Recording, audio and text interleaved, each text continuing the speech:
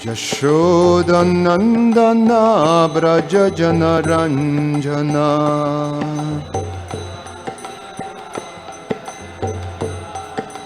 Yashodanandana Braja Janaranjana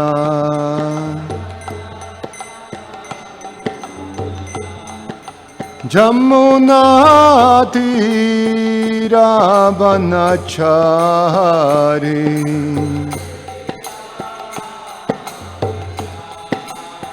Jamuna Tira Vanachari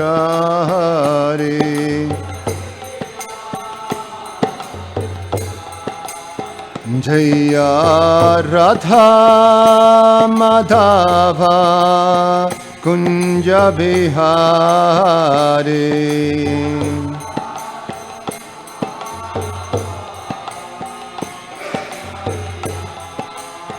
Jaya Radha Madhava Kunja Bihari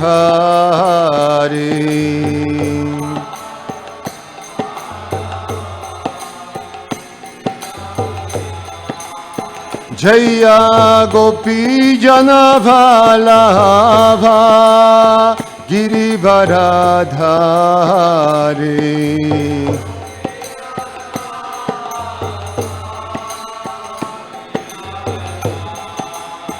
Jaya Gopi Jana Vallabha Girivaradhari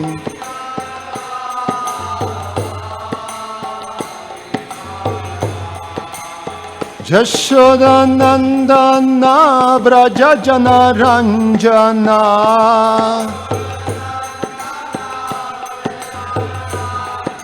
Yashodanandana Braja Janaranjana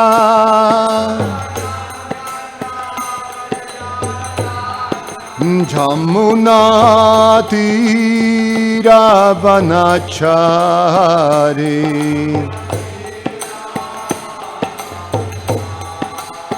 Jamuna Tira Vanachari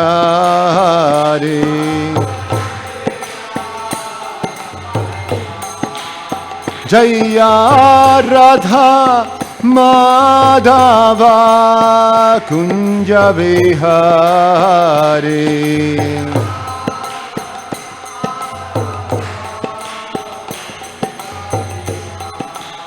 Jaya Radha Madhava Kunja Vihari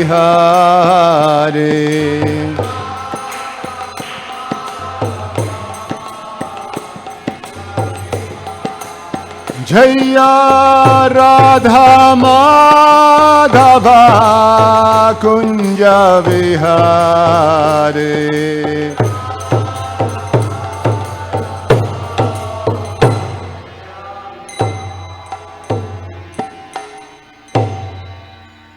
Jayom Vishnupad Paramahansa Parivrajacharya Ashtotara Shatashishimad His Divine Grace A.C. Bhaktivedanta Swami Srila Prabhupada Ki Jayom Vishnupad Paramahansa Parivrajacharya Ashtotara Shatashishimad His Divine Grace Bhaktisiddhanta Saraswati Goswami Maharaj Srila Prabhupada Ki Ananta Koti Vaishnava Vrinda Ki ISKCON Founder Acharya Srila Prabhupada Ki Garantara Srimad Bhagavatam Ki Dai Gaura Premanandi. Oh, glories to the assembled devotees. Oh, glories to the assembled devotees. Oh, glories to the assembled devotees. Oh, glories to Shishiguru and Shigauranga.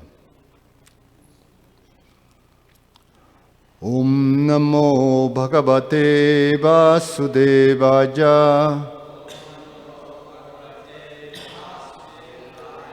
Om Namo Bhagavate Vasudevaya. Om Namo Bhagavate Vasudevaya.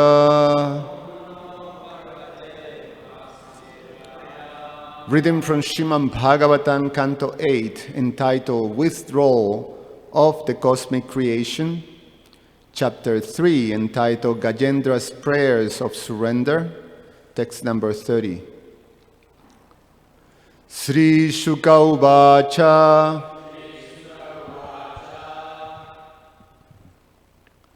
Evam Gajendrang Upavarnita Nirveshesham Brahma Dajo Bibidalinga Bidabhimana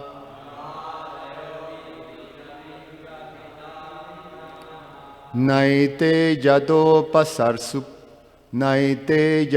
Pasaspurni Kilat Markavatvat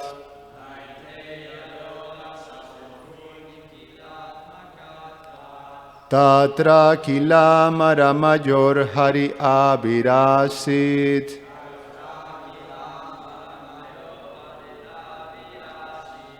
Evam Gajendrang Upavarnita Nirveshesham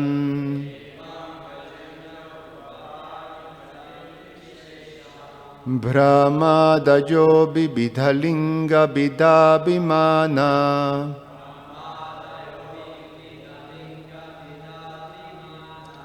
Naite Yado Pasaspurni Kilata Nikilatma Kavatvat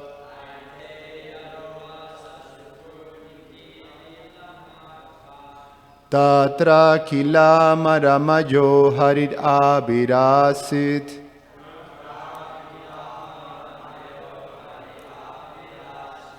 Evam Gajendrang Upavarnita Nirveshesham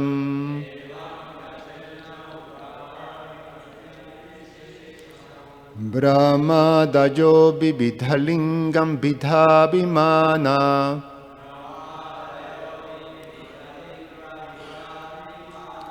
Naite Yado Pasasripurnikala Matatvat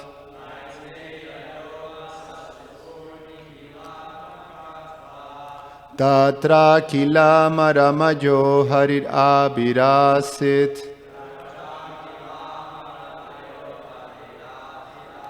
Please chant.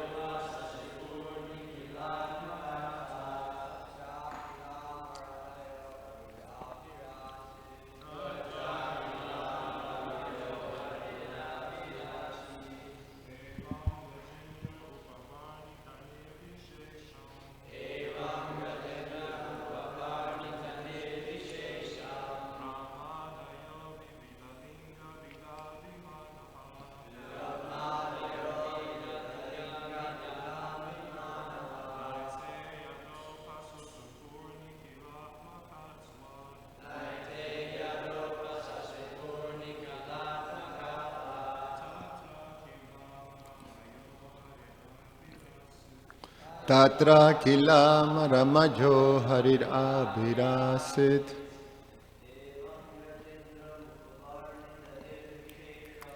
Evam Gajendrang Upavarnita Nirveshesham Brahma Dajo Bibidhalinga Bibhadimana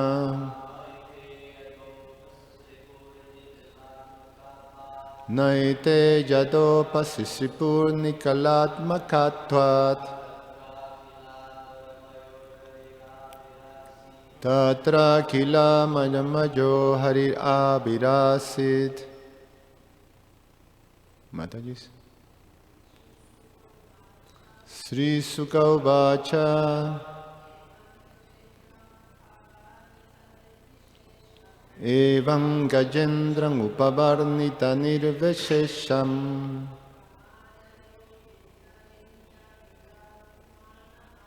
Brahmadayo Vibhitalingam Brimadimana.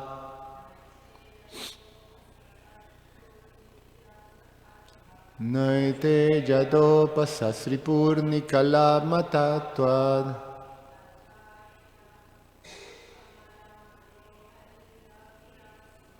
Tatra Kila Maramayo Harir Abhirasid. Sri Sukha Uvacha. Evam Gajendram Upavarnita Nirveshesham. Brahmadayo Vibhidalingam Bimadimana.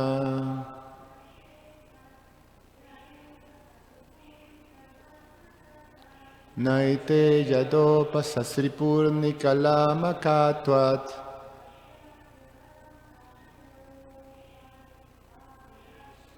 Tatra Kila Maramayo Harir Abhirasid. Sri Sukha Uvacha. Sri Sukadev Goswami said, Evam, in this way, Gajendram, unto the king of the elephants, Gajendra, Upavarnita, whose description, Nirveshesham, not directed to any particular person, but to the Supreme, although he did not know who the Supreme is. Brahma Adaya, the demigods, beginning with Brahma, Shiva, Indra, and Chandra. Vibidha, varieties. Linga Bhida, with separate forms. Abhimanaha, considering themselves separate authorities. Na, not. Ete, all of them. Yada, when. Upasas Sripu, approach. Nikila Admakatvat, because the Supreme Personality of Godhead is the super soul of everyone. Tatra, there, Akila of the universe, Amara Mayaha, consistent of the demigods, who are only external parts of the body. Harihi, the Supreme Personality of Godhead, who can take away everything. Abhirasit, appear before the elephant.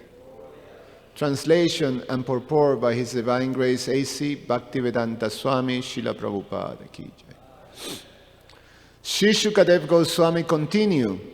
When the king of the elephants was describing the supreme authority without mentioning any particular person, he did not invoke the demigods headed by Lord Brahma, Lord Shiva, Indra, and Chandra. Thus, none of them approached him.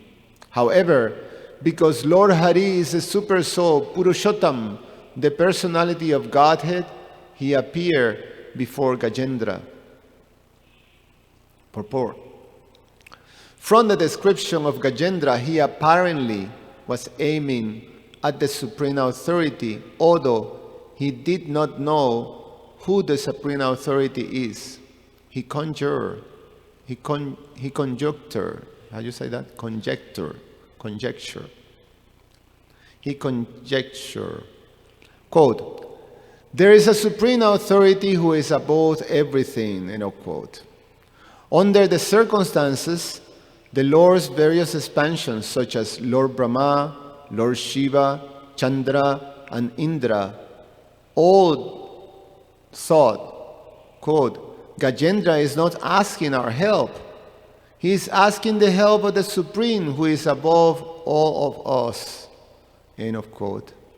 As Gajendra has described, the Supreme Lord has various parts and parcels, including the demigods, human beings and animals, all covered by separate forms. Although the demigods are in charge of maintaining different aspects of the universe, Gajendra thought that they were unable to rescue him. Harim bina naiba mritim taranti. No one can rescue anyone from the dangers of birth, death, old age, and disease. It is only the Supreme Personality of Godhead who can rescue from the dangers of material existence. Therefore, an intelligent person, to get free from this dangerous existence, approaches the Supreme Personality of Godhead. Not any demigod, as confirmed in Bhagavad Gita 7.20. Kamastastar hitagyana prapadyante nya devataha. Those who are unintelligent approach the various demigods for temporary material benefits. Actually, however, the demigods cannot rescue the living entity from the dangers of material existence. Like other living entities, the demigods are merely external parts of the Supreme Personality of Godhead, transcendental body. As stated in the Vedic mantras, Sa Atma Angani Anya Devata. Within the body is the Atma, the soul, whereas the various parts of the body, like the hands and legs, are externals. Similarly, the Atma of the entire cosmic manifestation is Narayan, Lord Vishnu, and all the demigods, human beings, and other living entities are part of his body. It may also be concluded that since a tree lives on the strength of its roots, and when the root is nourished with water, all parts of the trees are nourished, one should worship the Supreme Personality of Godhead, who is the original root of everything. Although the Supreme Personality of Godhead is very difficult to approach, he is very near to us because he lives within our hearts. As soon as the Lord understands that one is seeking his favor by fully surrendering, naturally he immediately takes action. Therefore, although the demigods did not come to the aid of Gajendra, the Supreme Personality of Godhead immediately appeared before him because of his fervent prayer. This does not mean that the demigods were angry with Gajendra. For actually, when Lord Vishnu is worshipped, all the other demigods are also worshipped. Jasmin tushte jagat tushtam. If the Supreme Personality of Godhead is satisfied, everyone is satisfied. Yata taror mula nise chanena tripyanti tat skanda bujo pashakha prano paharach cha jatendriyanan tathaiva sarvahanam achutetyaya. Quote, as putting water on the root of a tree energizes the trunk, branches, twigs, and everything else, and as supplying food to the stomach enlivens the senses and limbs of the body, so simply worshiping the Supreme Personality of Godhead through devotional service automatically satisfy the demigods who are part of that Supreme Personality. Bhagavatam 4.31.14. When the Supreme Personality of Godhead is worshipped, all the demigods are satisfied. Translation. Again, Sri Sukadev Goswami continued, when the king of the elephants was describing the supreme authority without mentioning any particular person, he did not invoke the demigods headed by Lord Brahma, Lord Shiva, Indra, and Chandra. Thus, none of them approached him. However, because Lord Hari is a super soul, Purushottam, the personality of Godhead, he appeared before Gajendra. Om Agyana Timirandasya Janam Jana Shalakaya Chaksur Militam Yena Tasmai Shri Gurube Namaha.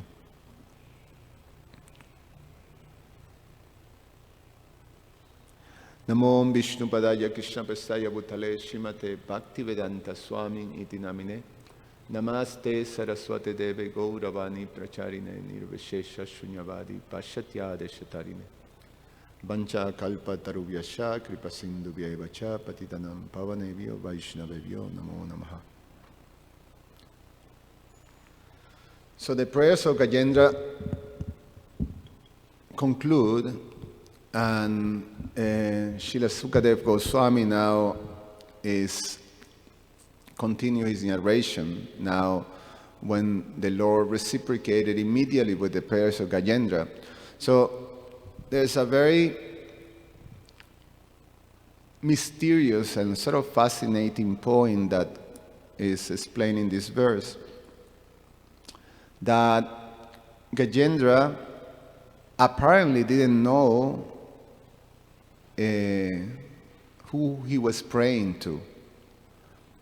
There was something very obvious that was there, that he could understand that there is a supreme person, there is a supreme controller. And he had the intelligence, transcendental intelligence, to actually bypass all, external manifestation of this supreme controller and then go to the root. And that's a sign of great advancement. Actually, in anything, it's a sign of intelligence and advancement when you actually go to the root of things to solve any particular circumstances or problems.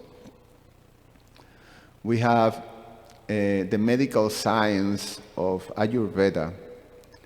And one of the things that this medical science is, why it's so advanced, is because it focuses on the root of the problem, the particular ailment. So when you go to this, when you address the root, then all the symptoms becomes, taken care. Rather that if we have a particular approach that we immediately try to take care of the symptoms, the different symptoms, that obviously is not going to be taking care of the cause of the disease, of the problem, and that will continue. We simply sort of alleviate the symptoms for some time, but immediately it manifests again and again and again. And so going to the root, and the example in the scripture is given that if one wants to benefit the fruits and the flowers of a tree, the leaves, it will be madness to try to pour water into the fruit or into the leaves. It won't do anything. So you have to pour the water into the root. And the example also, if we want to nourish the body, one have to give food to the stomach. Because if one gives food to the ear or to the hand or something like that, it won't do anything. So Gajendra had that understanding. He's going to the root. I thought that it would be very interesting, just because of this point, although he didn't know who he was praying to, it was very clear that he had a very advanced understanding. He had a very advanced understanding, and I don't want to speculate, but I'm going to read all the prayers of Gajendra, just all alone, and then maybe we stop here and there to see how he addresses the Lord. He addressed throughout the prayers, he doesn't address the Lord by name, but it's clear that he have a very deep understanding of who the Supreme Personality, who he is, in terms of his connection with this world and his connection with the living entities. He have a very, very deep understanding. So, in one sense, it was a way of approaching a person, because he was not approaching, an impersonal form. He was approaching a person. He was praying to a person. And he knew the qualities of this person, and he knew the activities of this person, and he knew the supremacy and the opulence of this person. So he knew, he knew the things. It was obvious by the prayers we read about, but he didn't address him by name. And in fact, in the beginning of the prayers, it is said that he was reciting a mantra that he learned in his previous life as Maharaj Indradumya. And the mantra was Om Namo Bhagavate Bhatasmai. So, and Prabhupada translate, because it's interesting too. Because in the translation, although in the Sanskrit it say, I offer my obeisance unto the Supreme Personality, unto that Supreme Personality of Godhead. Unto that Supreme Personality of Godhead. He doesn't address him by a name, but he approaches it by his position, not by his name. So, I offer my respects to, the President of the United States. So he didn't address it by, Mr. Barack Obama like that. But he addresses it by his position. But through the prayers, it was obvious that he had a deep understanding.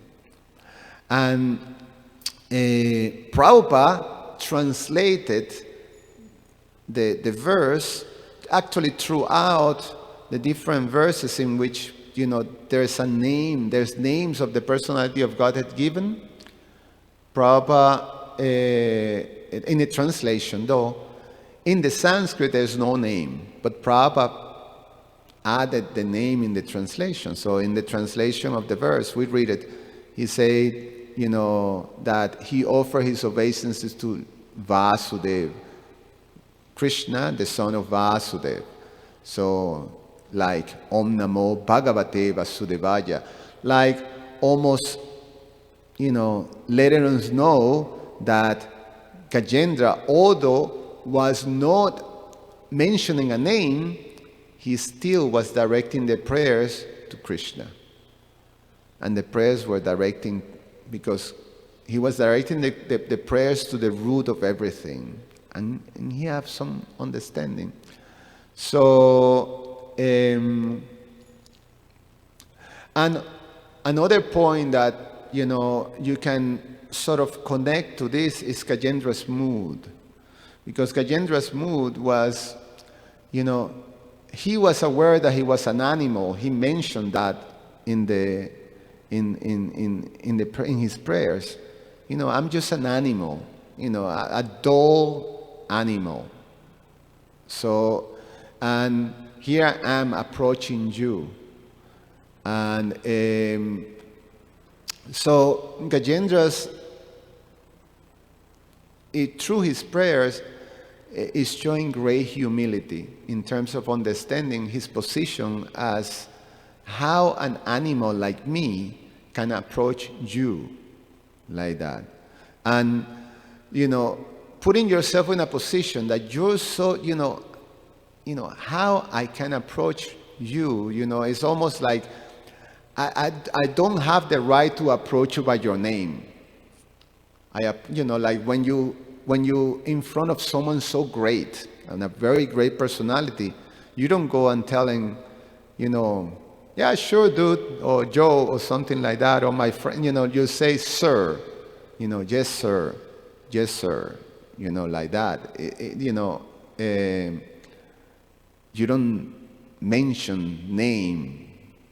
So, in one sense, we can understand Gajendra's position of humility, which is the first symptom.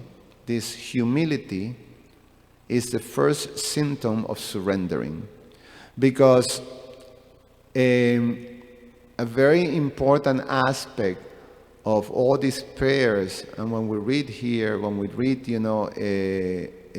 result of Krishna becoming obliged and attractive to act and to come to the protection of Gajendra, is because through the prayers, Gajendra fully surrendered to the Lord. And in reality, it doesn't matter, how you reach to that point, but if you reach to that point to full surrendering, then the Lord immediately acts. So in Gajendra's case, it was, all these, these circumstances that were like, it was not, like, Narada Muni appeared and instructed him or something like that, some transcendental personality. It was, just a crocodile just attacked him. A very gross arrangement was made to actually spark his, this surrendering. And of course, we understand that he brought that from his previous life. And in his previous life, he was given a mantra that he remembered. So mantras are given by spiritual master. So, there's a continuum there that we don't see, but, that was sparked by this circumstance. But nevertheless, that's the point with Gajendra fully surrender. And the result was, the personality of Godhead immediately acted to protect him. Masuchaha. Krishna says that in the Bhagavad Gita, that you come to that position of surrendering only to him, fully to him, and then immediately Krishna will offer his protection. He say, you don't have to worry about anything. Sinful reaction, don't worry. Sarvadharman pariteja man ekam shadanam braja aham tvam sarva papebhyo mokshashami masuchaha. Masuchaha, do not worry. Do not worry. So immediately he comes to that. So let's read. I'm going to read the prayers, just, and, we go through and you get a picture, because we were hearing these beautiful prayers, but, I thought, let's read it all together, almost we can try to enter into Gajendra's heart. Well, not necessarily, let's put it another way. We can just try to picture Gajendra's position and try to, we've been given access to see his heart, how he's present, through the prayers. So, go like that.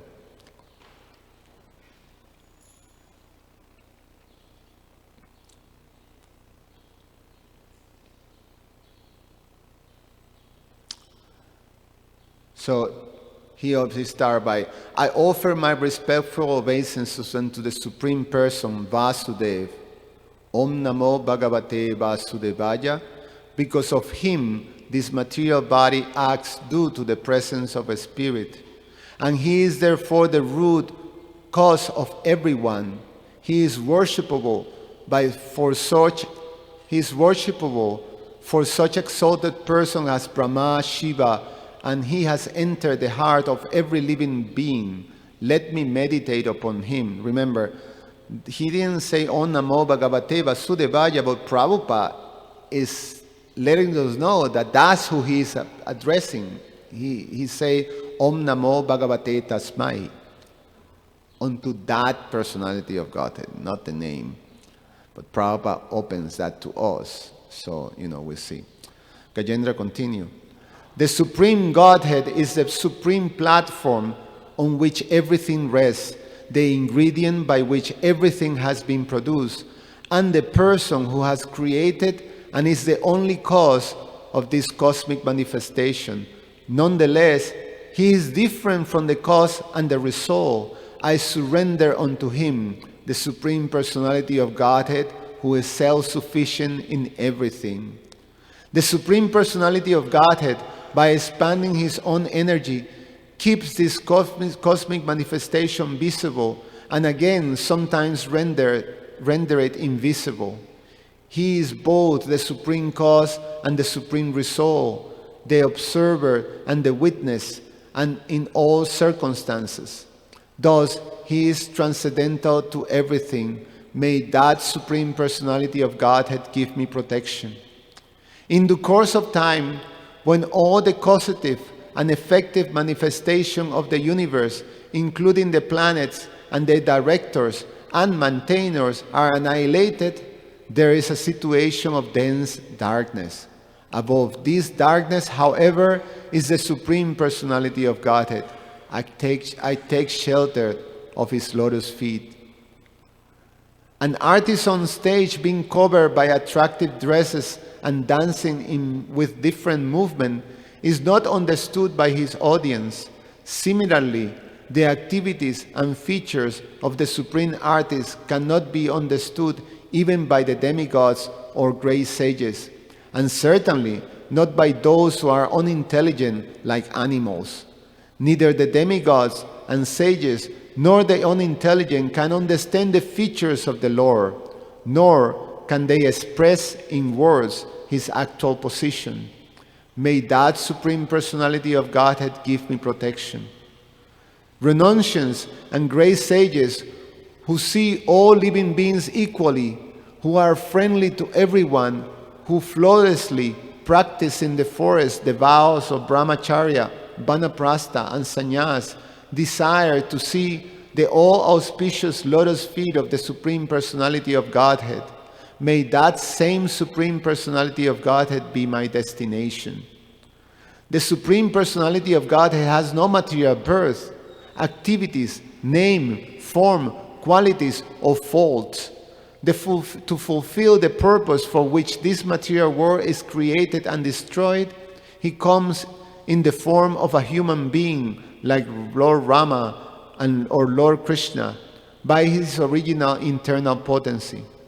He has immense potency and in various forms, all free from material contamination, he acts wonderfully. He is therefore the Supreme Brahman. I offer my respects unto him. Actually, in the Sanskrit, the Prabhupada expands by saying that he comes in the form of a human being like Lord Rama and Lord Krishna, but the Sanskrit is he comes in various forms. So he doesn't mention the name, but it's implied. That's what in his heart he's praying. Again, he's not mentioning names. He's just addressing, what is there, the obvious thing. I offer my respectful obeisances unto the Supreme Personality of Godhead, the self-effulgent Super Soul, who is the witness in everyone's heart, who enlightens the individual soul, and who cannot be reached by exercises of mind, words, or consciousness. The Supreme Personality of Godhead is realized by pure devotees who act in the transcendental existence of Bhakti Yoga. He is the bestower of uncontaminated happiness and is the master of the transcendental world. Therefore, I offer my respects unto him. I offer my respectful obeisances to Lord Vasudeva, who is the all-pervading, the Lord the Lord's fierce, who is the all-pervading, to the Lord's fierce form as Lord Nrsingadev, to the Lord's form as an animal, Lord Varahadev, to Lord Dattatreya, who preached impersonalism, to Lord Buddha, and all the other incarnations. I offer my respectful obeisances unto the Lord, who has no material qualities, but who accepts the three qualities, goodness, passion, and ignorance, within this material world. I offer my respectful obeisances unto the impersonal Brahman effulgent. Same thing. If we read the Sanskrit, he addressed the Lord Nama Santaya. Santaya was the translation of the word Santaya is unto him who is above all material qualities and completely peaceful. So that's Lord Vasudev, the super soul of in every living entity. And then he say, so Namaha Ghoraya. Ghoraya means a fierce form. So that's Lord Nrsingadev, and also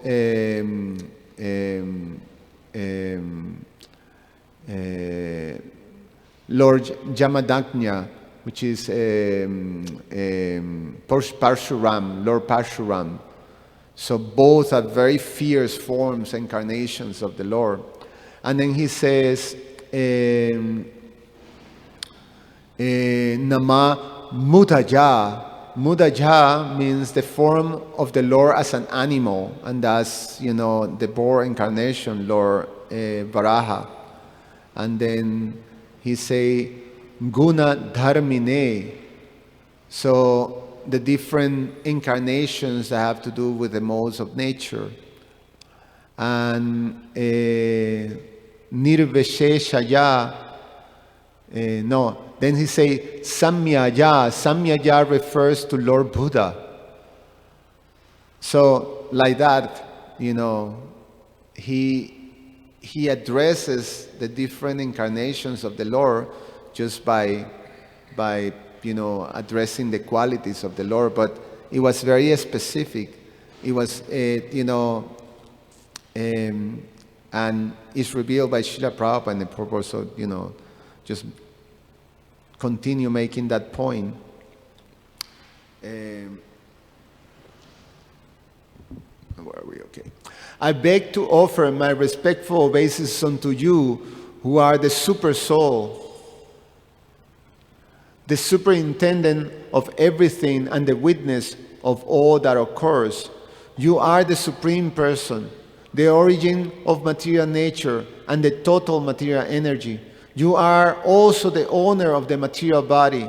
Therefore, you are the supreme complete. I offer my respectful obeisances unto you. My Lord, you are the observer of all the objectives of the senses. Without your mercy, there is no possibility of solving the problem of doubt. The material world is just like a shadow resembling you. Indeed, one accepts this material world as real because it gives a glimpse of your existence.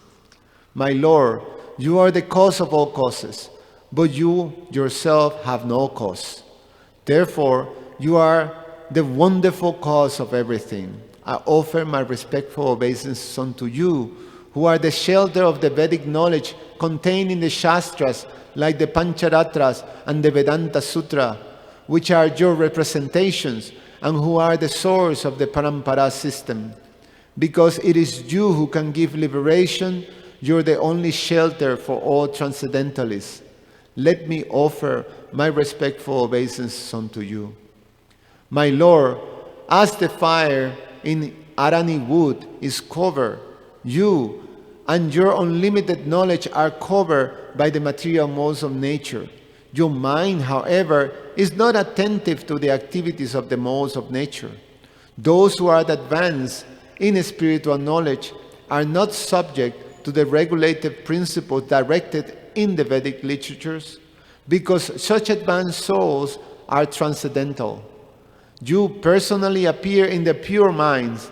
Therefore, I offer my respectful obeisances unto you. Since an animal such as me has surrendered unto you, who are supremely liberated, certainly you will release me from this dangerous position. Indeed, being extremely merciful, you incessantly try to deliver me. By your partial feature as Paramatma, you are situated in the heart of all embodied beings. You are celebrated as direct transcendental knowledge, and you are unlimited. I offer my respectful obeisance unto you, the Supreme Personality of Godhead. My Lord, those who are completely free from material contaminations always meditate upon you within the core of their hearts. You are extremely difficult to attain for those like me who are too attached to mental concoction, home, relative, friends, money, servants, and assistants. You are the Supreme Personality of Godhead, uncontaminated by the modes of nature. You are the reservoir of all enlightenment, the Supreme Controller. I therefore offer my respectful obeisance unto you. After worshiping the Supreme Personality of Godhead, those who are interested in the four principles of religion, economic development, sense gratification, and liberation obtain from Him what they desire. What then is to be said of all other benedictions? Indeed, sometimes the Lord gives a spiritual body to such ambitious worshippers. May that Supreme Personality of Godhead, who is unlimitedly merciful, bestow upon me the benediction of liberation from this present danger and from the materialistic way of life. Unalloyed devotees who have no desire other than to serve the Lord worship Him in full surrender and always hear and chant about His activities, which are most wonderful and auspicious. Thus they always merge in an ocean of transcendental bliss. Such devotees never ask the Lord for any benediction. I, however, am in danger. Thus I pray to that Supreme Personality of Godhead, who is eternally existing, who is invisible, who is the Lord of all great personalities such as Brahma, and who is available only by transcendental bhakti yoga. Being extremely subtle, He is beyond the reach of my senses and transcendental to all external realization. He is unlimited, He is the original cause, and He is completely full in everything. I offer my obeisances unto Him. The Supreme Personality of Godhead creates His minor parts and parcels, the Jiva Tattva, beginning with Lord Brahma, the demigods, and the expansions of Vedic knowledge, Sama, Rig, Yajur, and Atharva, and including all other living entities, moving and non-moving, with their different names and characteristics, as sparks of a fire or shining rays of the sun emanate from their source and merge into again and again the mind, the intelligence, the senses, the gross and subtle material bodies, and the continuous transformation of different modes of nature all emanate from the Lord and again merge into Him. He is neither demigod nor demon, neither human nor bird or beast. He is not a woman, man, or neuter. Nor he is an animal. He is not a material quality, a fruitive activity, a manifestation or no manifestation. He is the last word in the discrimination of not these, and He is unlimited. All glories to the Supreme Personality of Godhead. I do not wish to live any more after I am released from the attack of the crocodile. What is the use of an elephant body covered externally and internally by ignorance? I simply desire eternal liberation from the coverings of ignorance. That covering is not destroyed by the influence of time.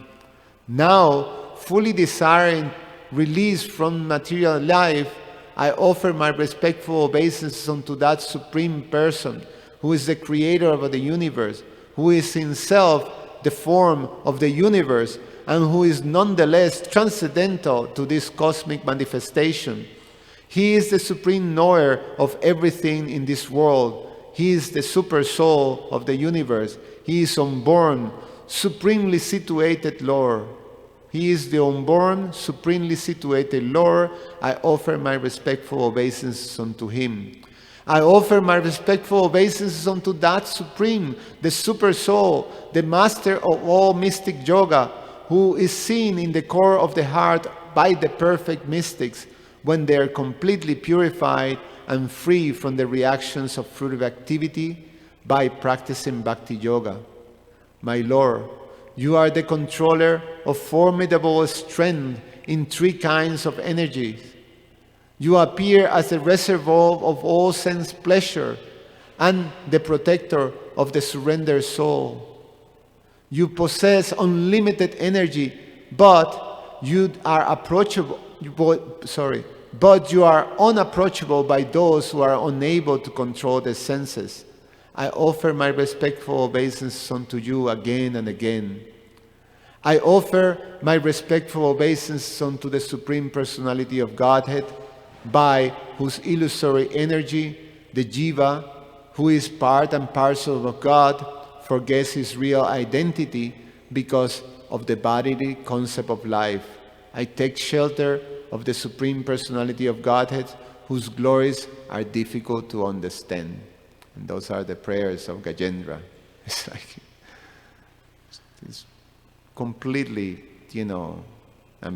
static, beautiful, touching. So you can understand his advancement and his deep realization to the point that he came to the position of that full surrender. And in that full surrender,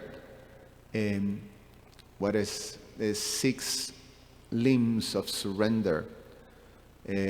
One sees oneself very humble in front of the personality of Godhead. So humility is the first limb of surrender. And then one sees the Lord as one's protector, as one maintainer. One sees obviously, another 2 limbs is that one completely rejects things that are unfavorable to the process of surrender, to devotional service, and one takes all things that are favorable for devotional service to the Lord.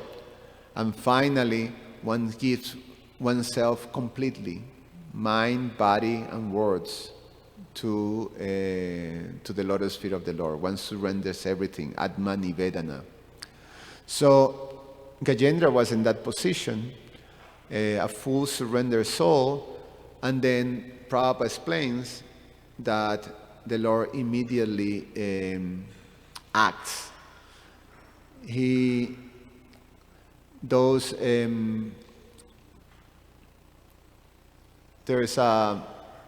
Prabhupada quotes a very beautiful verse that he quotes quite often. In his teachings, in several parts that he quotes this phrase, Harim Vina Naiva Mritim Taramti. It's actually it's from the teachings of Sridhar Swami in the 14th century, before Lord Chaitanya appears. Sridhar Swami did a commentary on Srimad Bhagavatam that Lord Chaitanya accepted as the bona fide commentary of the Srimad Bhagavatam. And in the commentary, it was called the Bharata Dipika, and the verse read like this: you may perform mountains of austerities, visit many holy places, study all the Vedas, and perform all kinds of Vedic sacrifices. But without devotion to Krishna, none of these things can save you from death. So that was Gajendra's position. Krishna is the only one who have the capacity to save one, to deliver one. No one else can do that. So that was a very clear understanding. And there's a clear understanding for those who fully surrender unto the Lord. They understand that Krishna is the only protector. Krishna is the only maintainer. So we know that Krishna, at the end of the Bhagavad Gita, that's the final instruction, full surrender, this Atma Nivedana, only to Him. And then that's how He can give His full protection. However, it was understood, and it is explained in the scriptures, especially in the Chaitanya Charitamrita, that Krishna could foresee that for people of Kali Yuga, the process of surrender will be extremely difficult, just because of the obstacles and the opposite atmosphere for devotional service that one have to confront in Kali Yuga. It was going to be basically impossible for most conditioned souls to be able to take advantage of Krishna's promise that you surrender to me, I will take care of everything. And so therefore the Lord comes as Lord Chaitanya to teach this process of surrendering and to make it accessible, to make it quite accessible. Remembering in the previous purpose of Srila Prabhupada, I think Friday class when Radharaman Prabhu was giving the class, the purpose was reading that only by surrendering to the Lord, by that full surrendering, then all problems will be eliminated. All obstacles in your path of Krishna consciousness will be removed. So, but you cannot surrender if you have still afflicted by material attachments and things like that. So it's almost like a circular, thing. So for me to be surrender, I have to be free from material afflictions, by material desires, by material attachments. And if I'm surrendered, then I'll be, all the things will be eliminated. So, I cannot surrender because I have that, but if I surrender, that well, how can I get to? So it looks like I'm never going to get there. It's like I'm like a dog, trying to grab his tail, and just going around like that. I can surrender because I have these material desires, but if I surrender, I can get rid of all that stuff. Everything will be taken care. But the question was asked, and Radharaman gave, is actually, there is a process. It's a gradual process that is given there. And the process of surrender is what Lord Chaitanya gave to us in his teachings. And so how we can get to that full surrender is first we have to purify ourselves. We purify ourselves by following the instructions that Lord Chaitanya has placed, Lord Chaitanya's teachings, which are based on 5 things. The Lord Chaitanya teaches this process of surrender by these 5 principal elements that Srila Rupa Goswami explains in the Nectar of Devotion, by the chanting of the holy name, by the reading of Srimad Bhagavatam, by the worshipping of the deities, by association with saintly devotees, Vaishnavas, and by living in a holy place and in a holy environment, like that. So then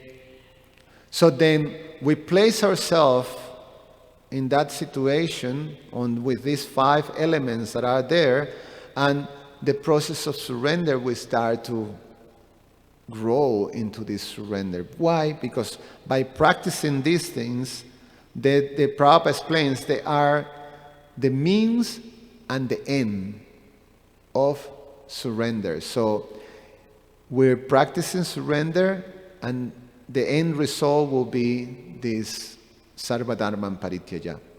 So we're going towards there. And in the process of doing that, we're becoming purified. By chanting the holy name, we become purified. Cheto Darpana Marjanam. By reading the Bhagavatam, we becoming purified. Nasta Praeshva Bhadreshu Nityam Bhagavata Sevayam. By worshipping the deities, we becoming purified.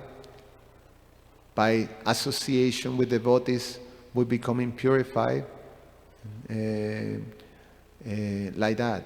And by being in the temple, we're becoming purified, or by being in the holy dham, we're becoming purified. So these are very important things, and I liked to read also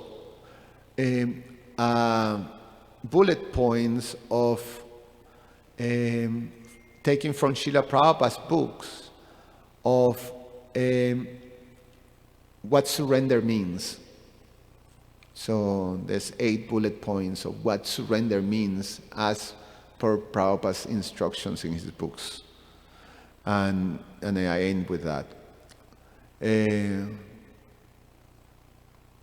Point number 1, and of course, these are something that if we take up these instructions from Srila Prabhupada, in the process of practicing sadhana bhakti, then it will be very, very quick advancement according to what Prabhupada said. Number 1, surrender means to give ourselves completely to Lord Krishna and depend entirely on Him for protection. 2, to have full confidence that under any circumstances, Krishna will protect us. 3, to be ready to accept all that is ordained for us and all karmic reactions, whether desirable or undesirable. I read that again because that's sort of very relevant, as we go through our process of purification, in the practice of sadhana bhakti. To be ready to accept all that is ordained for us and all karmic reactions, whether desirable or undesirable. 4, to realize that the real doer is Krishna and that we depend on Him for any result. 5, to understand fully that Krishna is the infinite controller and that we are His infinitesimal controlled parts. 6, to realize that we're not the body, but the spirit soul. 7, to accept that Krishna is the master and we are the servitors. And 8, to follow the instructions of Krishna that we should accept a bona fide spiritual master in the succession as Krishna's representative and surrender to Him and serve Him with utmost humility. So those are, bullet points of surrender from Prabhupada's books. Any comment or questions? Jai Baladev. Keep it short too. Request. Hare Krishna, thank you, Prabhu, for your class. You were mentioning, just now too, that humility is the first step of surrender. And Gajendra is like our situation, and he was strong at first, and he realized he needed help. So in our life, it's very easy to when we offer help to others, whether money or wisdom, we're a teacher or a great teacher, sometimes, I mean, the realization is that that could be conducive to a false ego. And when we have to ask for help, it's kind of embarrassing to ask for help, you know, when you're depressed or you don't want to tell anybody or whatever type of help you need. And so that was a good gender situation. So my question is that it doesn't appear that just asking for help, like when we ask help from a spiritual master or some superior authority, that can also kind of be conducive to false ego, because we learn from the various scriptures that help doesn't look a certain way, talk a certain way, or act a certain way. Even Bilvamango Thakur took help from a prostitute, or if Prahlad gave a class, we're like, I'm not going to listen to a 5-year-old boy. So my question is that I mean, we've seen throughout the years many people, even though they have their various Diksha and Shikshha gurus, still, you know, they maybe have a certain circumstances, I'm not hearing what I need to hear. And so, and sometimes Krishna reciprocates whatever. One person could say one thing to help us, but that doesn't mean that they're you know, top Shikshha guru. So how important is it for us to develop this humility that help doesn't come in a certain package? Otherwise, we either create apparatus, which prevents us from getting the help we need, doesn't matter where it's come from, or etc. So that's kind of essentially my question, is that we hear our Diksha gurus, Shiksha gurus, still they're not able to help us to overcome some certain obstacle. That doesn't mean they're not pure, obviously, but can you explain a little bit about that? Yeah, I can comment few things, you know, that I thought as you asked your question. One is that when Gajendra was asking for help, he was a full surrender soul. So it's a full surrender soul just approaching his protector. So, and it's just so beautiful, that mood, you know. In fact, you know, everything that comes across to the prayers is that it's almost like, you know, he's completely disconnected from the circumstances. Actually, it come across that he's completely disconnected to that horrible circumstance. He was just, you know, going deeply and deep and deep in the ecstasy of just praying to the Lord like that. So we look at that as a perfect example, you know. In our situation, sometimes we ask for help, and sometimes we ask for help when we truly need help, and there's a sincere prayer, and Krishna, as you say, may respond. You know, the help comes in different packages. Some that we may not expect that the help is there. And sometimes we're asking for help, but we really don't want help. Sometimes, you know, we don't have the desire for helping. It's like the example of, you always remember the example of the disciple telling the spiritual master to help him become free from this recurring material difficulty that he have, or material desire that he have. And the spiritual master say, okay, I will teach you, I will give you the answer, so please come tomorrow. And then as he's approaching the ashram of the spiritual master, he hears, help, help! The spiritual master, you know, he realizes the spiritual master is in trouble. Help, help! And then he rushes, you know, and he finds the spiritual master hanging, you know, in a branch of a tree.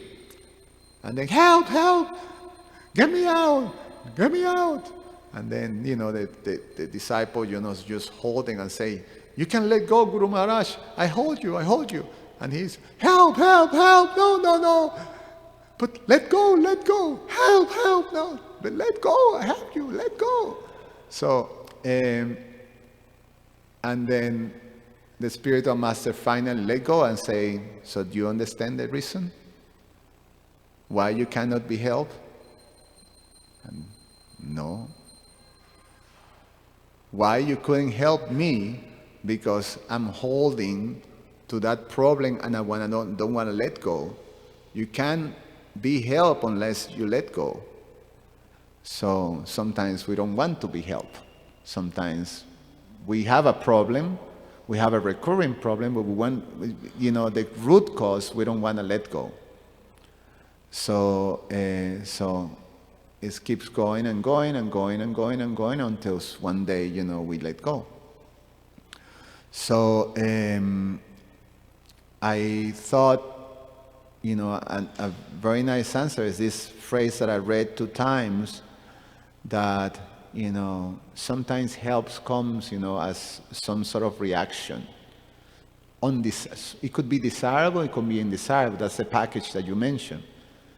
It comes in different package. It could be a desirable package. Oh, whew, the Lord is so merciful. I'm relieved. Sometimes it's, oh my God, you get an undesirable package. Geez, I'm like, like when it rains, it pours, So,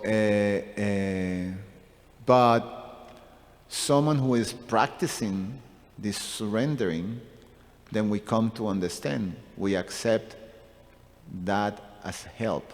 We understand that the Lord is directly taking care of us. He is protecting us.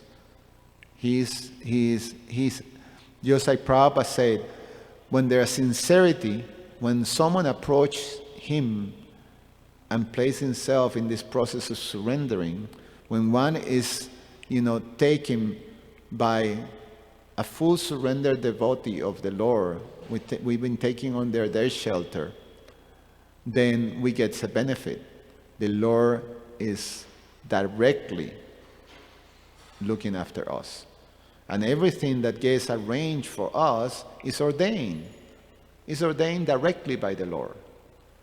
So we accept it as ordained. We just have to understand, this is the Lord's help. Sometimes we may not understand, how is the Lord helping me in this way? And the thing that we have to do is, okay, let me try to understand. Because there's a very specific purpose to help us overcome that which is an obstacle for us. And it's true, we have to be in the association of devotees. We have to be very open and sensitive to how the Lord gives us those messages. Because, the Lord communicates to us. Sometimes we can have the sense of the Lord's message and instruction from within the heart. We have a sense of this is the right thing to do. Sometimes we see that message coming in the scripture. We open the book and we read and say, wow, this is just addressing, what I'm going through now. It happens too many times to devotees. Sometimes we sit down in the Bhagavatam class and we hear the devotee, is mentions something that say, oh wow, this is just exactly addressing what I'm going through. Sometimes a peer friend comes and tells, Prabhu, something, and you get the message. Sometimes it may be just a karmic, just like that. You say the prostitute, talk to Bhimamangala Thakur, So yeah, but we have to be in that process of surrender, and we have to be connected to that. And Prabhupada explains, the connection is through a devotee. That's why it is compulsory. We have to connect to a devotee in the position of pariprasnena sevaya, humbly submitting yourself to the instructions and the direction of an advanced devotee, of a devotee of Krishna. Someone who is, far, far, far in that process of surrendering. So, like that. Say that in the microphone. The doctor who said, you Swamis pray too much, you should walk more, and then the devotees got offended. Then Prabhupada said, Prabhupada to- Krishna speaking through. Krishna So that reminded speaking me of to that. yes. So, we have to have that mood. We have to have the mood that is Krishna who is my protector. Krishna is my maintainer. Krishna is arranging everything for me. If we have faith on that, then yes, we can approach everything, in a Krishna conscious way. It's a great, great, great gift to be able to do that. So that's what we're working towards. Any other comment or questions? Thank you so much, Prabhu. Srila Prabhupada ki jai.